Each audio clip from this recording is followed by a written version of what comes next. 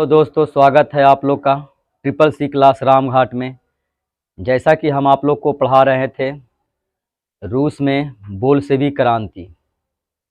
इस क्रांति में बहुत सारे पाठों को हमने आप लोग को बताने का प्रयास किया था और शेष भाग आज जो है इसका लास्ट भाग है। आज इसको हम इस लास्ट भाग को आज हम पूरा कर देंगे। तो इसी में से चल रहा था आप लोग का बोल्शेविक क्रांति, उसी में से था नई आर्थिक नीति। पिछली वीडियो में हम आप लोग को बताए थे कि नई आर्थिक नीति हम आप लोग को लाएंगे। तो दोस्तों हम लोग देखते हैं आज रूस की नई आर्थिक नीति के बारे में।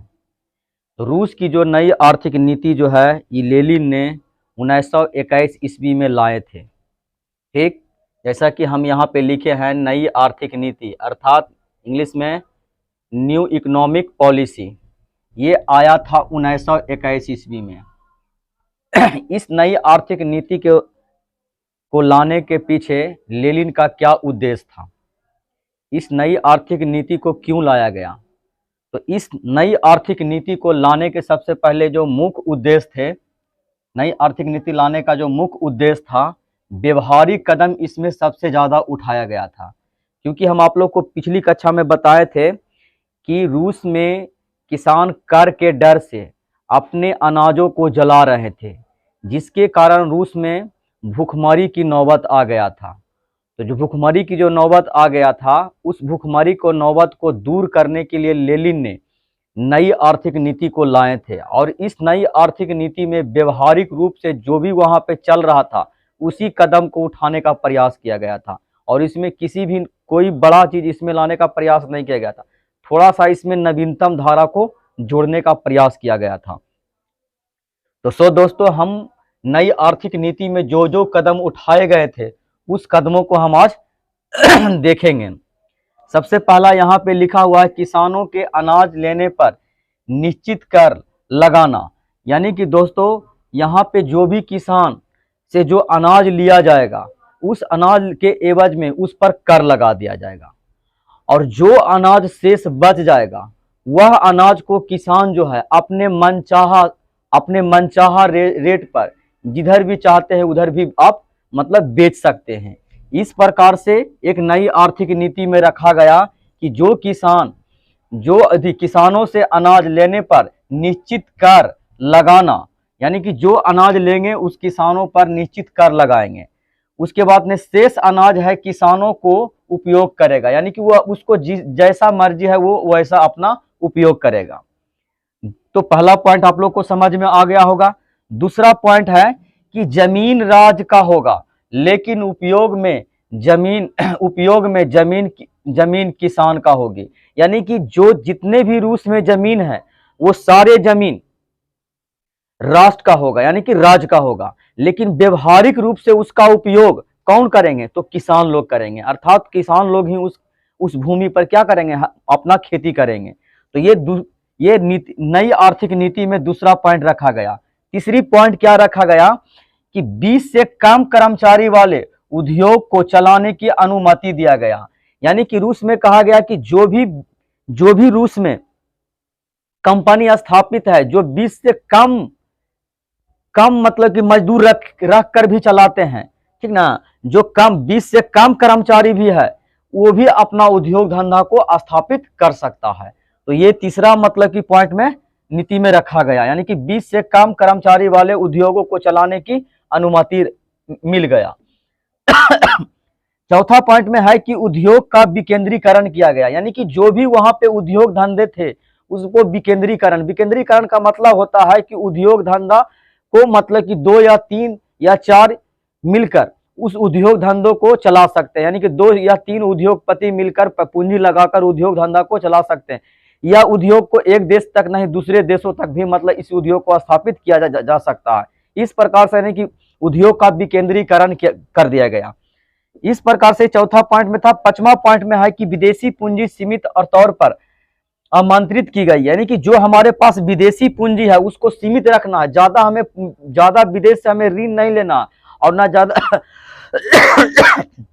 नहीं और ज्यादा किसी दूसरा देश को हमें पूंजी देना है।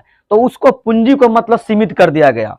यानी कि अपने पैसा को मतलब कि क्या किया, लेनिन ने अपने पैसा को दम नियंत्रण कर लिया। उसके बाद में छठा पॉइंट में है कि व्यक्तिगत संपत्ति और जीवन बीमा की गई। यानी कि व्यक्तिगत संपत्ति, यानी कि कोई भी आदमी है वह व्यक्तिगत रूप से अपने संपत्ति को रख सकता है, ठीक। और उसके बाद में जीवन बीमा किया गया, यानी कि प्रत्येक व्यक्ति को कहा गया कि आप अपने जीवन का बीमा कीजिए, इससे आपको मतलब कि बहुत बेनिफिट होगा। इस प्रकार से नई आर्थिक नीति में रखा गया। फिर है बैंक खोलने की अनुमति दिया गया, यानी कि सरकारी और गैर सरकारी दोनों तरीका को यहाँ पे बैंक खोलने की अनुमति प्रदान किया गया। तो नई आर्थिक नीति में ये रखा गया। उसके बाद में है 8वां पॉइंट में है कि ट्रेड यूनियन अनिवार्य सदस्यता समाप्त कर दिया गया। वहां पे क्या था कि रूस में क्या था कि ट्रेड यूनियन का सदस्यता था वहां पे अनिवार्य था, यानी कि हर व्यक्ति को ट्रेड यूनियन की सदस्यता लेना पड़ता था, मतलब कि लेना पड़ता था। लेकिन इस ट्रेड यूनियन की सदस्यता को क्या कर दिया गया, अनिवार्य था जो उसको हटा दिया गया, अर्थात जनता अब जिस यूनियन में जुड़ना चाहता है स्वेच्छा से जुड़ सकते हैं। तो इस प्रकार से नई आर्थिक नीति में इन बातों को रखा गया। तो आपसे एग्जाम में पूछ सकता है कि रूस की नई आर्थिक नीति का वर्णन करें। तो यही आपका जो जितना पॉइंट बताया, 8 पॉइंट बताया, इस 8 पॉइंट को आप लोग नोट्स कर लीजिएगा और नोट को आप लोग थोड़ा सा देख लीजिएगा, 1-2 बार आप लोग भी पढ़ लीजिएगा, तो आपको जितना भी है वो सब समाप्त हो जाएगा। उसके बाद में है कि जब नई आर्थिक नीति रूस में जब लाया गया, तो जब नई आर्थिक नीति रूस में लाया गया तो इसका क्या प्रभाव देखने को मिला। तो इसका देखिए, इसका क्या प्रभाव हुआ कि उत्पादन की जो कमी थी, उत्पादन की जो वहां पे समस्या बना हुआ था, जिससे भूखमरी और बेरोजगारी मतलब कि पनप रहा था, उसको क्या किया गया, नियंत्रण किया गया, उसको कंट्रोल कर दिया गया।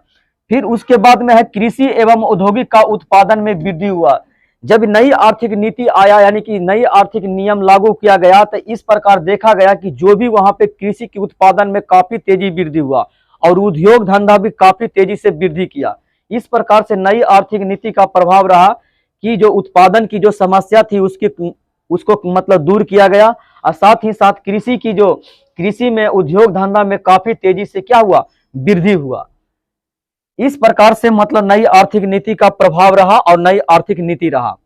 थोड़ा सा हम लोग देख लेते हैं लेनिन के बारे में। लेनिन के बारे में देखते हैं कि लेनिन मतलब कैसा शासक था। तो लेनिन के बारे में कहा जाता है कि लेनिन एक कुशल सामाजिक चिंतक था, यानी कि हर वर्ग के समाज को वह चिंतन करता था। यह ऐसा नहीं था कि मतलब कि सिर्फ मतलब गरीबों को चिंतन करता था, गरीब से लेकर अमीर तक, मतलब कि उनके अंदर में सभी को वह समानता दृष्टि से देखते थे। तो ये उनमें मतलब खासियत था। तो कुशल सामाजिक चिंतक भी मतलब रहे हैं, पूंजीपति का विरोधी नहीं था, ठीक ना। लेनिन जो था जो पूंजीपति का विरोध नहीं करता था, वह जानते थे कि पूंजीपतियों का अगर विरोध करेंगे तो हमारा राष्ट्र, हमारा देश आगे नहीं बढ़ेगा, इसलिए हमको उनको साथ लेकर चलना है। यही कारण है कि आज रूस विश्व में एक शक्तिशाली राष्ट्र बनकर उभरा। तीसरा इसमें पॉइंट हमने लिखा है कि 3 कदम, हाँ, लेनिन का एक और मानना था कि 3 कदम आगे चलकर 1 कदम पीछे हटना, अर्थात 2 कदम आगे बढ़ने के समान है। लेनिन का मानना था कि अगर हम 3 कदम आगे चले हैं तो हम 1 कदम पीछे हट जाएंगे, तो इसमें हमारा कोई बुराई नहीं है, क्योंकि अभी भी हम 2 कदम आगे बढ़ चुके हैं। तो इस प्रकार के इनका विचार था, इनका मत था। हर समाज के वर्गों को यह इन्होंने मतलब देखने का प्रयास किया था। अपने राष्ट्र, अपने देश के लिए मतलब कि अपना पूरा जीवन इन्होंने समर्पित कर दिया था। इस प्रकार से इनका मृत्यु 1924 ईस्वी में हुआ था। तो ये भी थोड़ा सा याद रखिएगा, लेनिन का जो मृत्यु है 1924 ईस्वी में, याद रखिएगा। ये आपसे एग्जाम में पूछता है कि 1 नंबर में प्रश्न में पूछेगा कि लेनिन का मृत्यु कब हुआ था, तो याद रखिएगा 1924 ईस्वी में। तो जब लेनिन का मृत्यु 1924 ईस्वी में होता है तो स्वाभाविक है कि गद्दी पर बैठने के लिए, अर्थात मतलब देश चलाने के लिए वहां पे अनेकों नेताओं के बीच में होड़ लग जाता है कि हम बनेंगे। इस प्रकार से बहुत सारी समस्या उत्पन्न हो जाता है। क्या चीज के लिए, तो मतलब सिंहासन के लिए, गद्दी के लिए, और मतलब कह सकते हैं देश चलाने के लिए। इस प्रकार से वहां पे चुनाव कराए जाते हैं 1829 ईस्वी में। 1829 में चुनाव कराया जाता है तो वहां पे विजय कौन हो जाते हैं, तो स्टालिन जो है वहां पे मतलब कि जे विजय घोषित हो जाता है, यानी कि वहां पे जीत जाते हैं। और किसको हराते हैं? तो हराते हैं किनको? ट्राटस्की को। ट्राटस्की को हराकर स्टालिन क्या करता है, मतलब कि जे वहां का शासक बनता है। शासक नहीं कहिएगा, मतलब वहां के प्रधानमंत्री या राष्ट्रपति कहिएगा, राष्ट्रपति जब बनता है। अब स्टालिन के बारे में देखते हैं कि 1929 में स्टालिन बना था। 1929 के बाद थोड़ा सा और यहाँ पे बता देते हैं कि 1930 ईस्वी में, 30 ईस्वी के दशक तक जितने भी रूस में रूस के पुराने नेता थे, अर्थात क्रांतिकारी में जो भी आंदोलन में भाग लिए थे, वो नेता, सारा नेता मतलब कि राजनीतिक से संन्यास ले लिए थे, संन्यास ले लिए थे भी। और उनको मतलब कि नया नेता आने से उनको छटनी भी कह सकते हो गया था। इस प्रकार से देखिए, अब हम थोड़ा सा स्टालिन के बारे में हम लोग देख लेते हैं। स्टालिन के बारे में हम लोग देखते हैं कि स्टालिन क्या मतलब कि किस पार्टी से मतलब ताल्लुक रखते थे। तो स्टालिन कम्युनिस्ट पार्टी का महासचिव था। याद रखिएगा, कम्युनिस्ट पार्टी का ये क्या थे? महासचिव थे। और इनका शासन का जो मतलब रहा, ये तानाशाही रहे थे। तानाशाही का मतलब समझ ही गए आप लोग कि तानाशाही शब्द से कि ये मतलब कि जे किसी को नहीं सुनते थे, दम जिस चीज को मतलब चाहते थे वो चीज को कर ही के दम लेते थे। ये ऐसा मतलब तानाशाही शासक इनका रहा था। इनका भी मृत्यु बता देते हैं आप लोगों को कि इनका भी मृत्यु हो गया था 1953 ईस्वी में, इनकी मृत्यु हो गया था। ठीक है, इनके शासन काल में क्या हम लोग को मतलब देखने को मिलता है कि जो लेनिन और ट्राटस्की जो शासन चला रहे थे 1929 तक दोनों मिलकर मतलब चलाए। 24 में तो लेनिन का मतलब कि जो मृत्यु हो गया था, फिर आगे थोड़ा कुछ दिन तक मतलब ट्राटस्की चलाए थे। उसके बाद में 29 के बाद स्टालिन आ गए थे। तो 29 से स्टालिन 53 ईस्वी तक मतलब कि ये मतलब रूस को सत्ता को संभाले थे। तो इसके शासन काल में क्या रहा था? देखिए, इसके शासन काल में ही, यानी कि स्टालिन के शासन काल में ही रूस विश्व के मानचित्र में मानचित्र पर एक शक्तिशाली देश के रूप में उभर कर सामने आया था। यानी कि स्टालिन के शासन काल में जो रूस है एक बहुत शक्तिशाली राष्ट्र बन गया था। ठीक, और ये स्टालिन का देन था।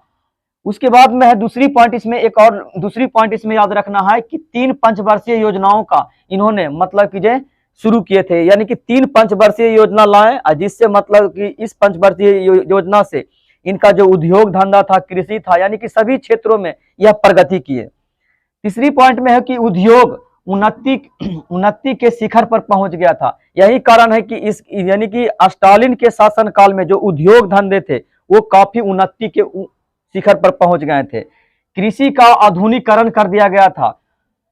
यही कारण था कि जो आप लोग देखें कि रूस जो था, जिसको मतलब कि एक छोटा सा एशिया महादेश का देश जापान मतलब पराजित कर दिया था, लेकिन स्टालिन के शासन काल में कमजोर रूस विश्व के महानतम शक्तिशाली राष्ट्र के रूप में उभर कर सामने आए थे। यही कारण था कि आप लोग को पता होगा कि 1939 से लेकर 1945 ईस्वी तक दूसरा विश्व युद्ध चला था। जब दूसरा विश्व युद्ध की जब समाप्ति किया गया था, तो इसमें समाप्ति किया गया था, अर्थात तो सम्मेलन के द्वारा समाप्ति किया गया था। तो उस सम्मेलन में रूजवेल्ट को आमंत्रित किया गया था और विंस्टन चर्चिल थे, और उस प्रकार से इसको स्टालिन को भी वहां पे आमंत्रित किया गया था। अर्थात यह स्टालिन को आमंत्रित किया गया था। हम तो कह सकते हैं कि जो शक्तिशाली राष्ट्र था उसी को मतलब आमंत्रित मतलब किया गया था। तो इस प्रकार से जो कहा जाता है कि स्टालिन के शासनकाल में रूस एक शक्तिशाली राष्ट्र के रूप में उभर कर सामने आया। अब हम लोग आगे देखेंगे कि जब जो रूस में बोल्शेविक क्रांति हुआ, इस क्रांति के विश्व के मानचित्र पर का क्या प्रभाव पड़ा, तो थोड़ा सा हम लोग उसको देख लेते हैं। तो दोस्तों आगे हम लोग देखते हैं रूसी क्रांति का प्रभाव। रूसी क्रांति का जो प्रभाव रहा वो विश्व के मानचित्र पर क्या रहा। तो रूसी क्रांति का जो प्रभाव रहा, इस रूसी क्रांति में जो सत्ता था वो सर्वहारा वर्ग के हाथों में चला आया। यानी कि सत्ता जो थी, सर्वहारा वर्ग की जो सत्ता था रूस में स्थापित हो गया। यानी कि सर्वहारा वर्ग के बारे में हम आप लोग को बताए थे कि समाज का वैसा वर्ग जिसमें किसान, मजदूर और श्रमिक सम्मिलित होता है, उसे हम सर्वहारा वर्ग कहते हैं। तो रूस के क्रांति में हमने देखा कि जो सत्ता जो था वो सर्वहारा वर्ग के हाथों में चला आया। इस प्रकार से क्या हुआ कि अन्य राष्ट्रीय आंदोलन को यह जो सत्ता आने से प्रोत्साहन मिला। तो ये भी थोड़ा सा बात आप लोग यहाँ पे लिख सकते हैं। फिर है कि विचारधारा का प्रभाव। देखिए विश्व के जब जो रूस की जो क्रांति हुआ, यह क्रांति विश्व के मानचित्र पर सबसे जो बड़ा प्रभाव मतलब देखने को मिला कि पूरे विश्व दो खेमा में बट गया था। एक खेमा था साम्यवादी विश्व और एक खेमा था पूंजीवादी विश्व। और ये पूरे विश्व की बात कर रहे हैं। दूसरी तरफ में यूरोप में भी देखा गया कि यूरोप दो खेमा में बट गया था। एक यूरोप था पूर्वी यूरोप और दूसरी तरफ में था पश्चिमी यूरोप। तो ये परिवर्तन कब आया? तो ये परिवर्तन रूस की क्रांति का देन है। उसके बाद में है, इसी में है कि देखिए एक सोवियत संघ जो थे, सोवियत संघ का भी विघटन 1991 ईस्वी में हो गया था। तो ये भी तो थोड़ा सा आप लोग याद रखिएगा इसको, जो हम आप लोग को बोल रहे हैं कि सोवियत संघ का विघटन कब हुआ था? 1991 ईस्वी में हुआ था। रूस की क्रांति का ही ये भी क्या है? विघटन देन है। तो थोड़ा सा आप लोग इसको भी याद रखिएगा। पूंजी इस प्रकार से देखिए पूंजीवादी विश्व और रूस के बीच में एक बहुत बड़ा युद्ध छिड़ गया। इस युद्ध को मतलब बोला जाता है शीत युद्ध बोला जाता है, ठीक ना। तो ये भी याद रखिएगा कि पूंजीपति जो विश्व में था वो था आपका अमेरिका, और इधर से एक थे रूस थे। ये दोनों के बीच में एक शीत युद्ध छिड़ गया। अब यहाँ से आपको प्रश्न में पूछ सकता है कि शीत युद्ध किसे कहा जाता है? तो वैसा युद्ध जिसमें अस्त्र शस्त्र का प्रयोग ना होकर वाक द्वंद्वों के द्वारा युद्ध लड़ा जाता हो, उस युद्ध को हम क्या कहते हैं? शीत युद्ध कहते हैं। एक बार पुनः फिर से सुन लीजिएगा, ठीक ना। वैसा युद्ध जिसमें अस्त्र शस्त्र का प्रयोग ना होकर वाक द्वंद्वों के द्वारा जो युद्ध लड़ा जाता है, वैसे युद्ध को हम लोग शीत युद्ध कहते हैं। यानी कि कहावत में है कि शीत युद्ध एक ऐसा युद्ध है जो ये दिखता नहीं है कि मतलब कि ये युद्ध हो रहा है, लेकिन यह युद्ध को हम बहुत विशालतम रूप होने की संभावना बना रहता है। तो चलिए हम आप लोग को शीत युद्ध की भी परिभाषा बताने का प्रयास किए, ठीक ना। और इसमें देखिए इसमें क्या हुआ कि जो अमेरिका था और रूस था, ये दोनों अपने आप को शक्तिशाली दिखाने के लिए लगभग 4 वर्षों तक कहा जाता है कि अस्त्र शस्त्र का मतलब प्रयोग मतलब कस कर किए थे।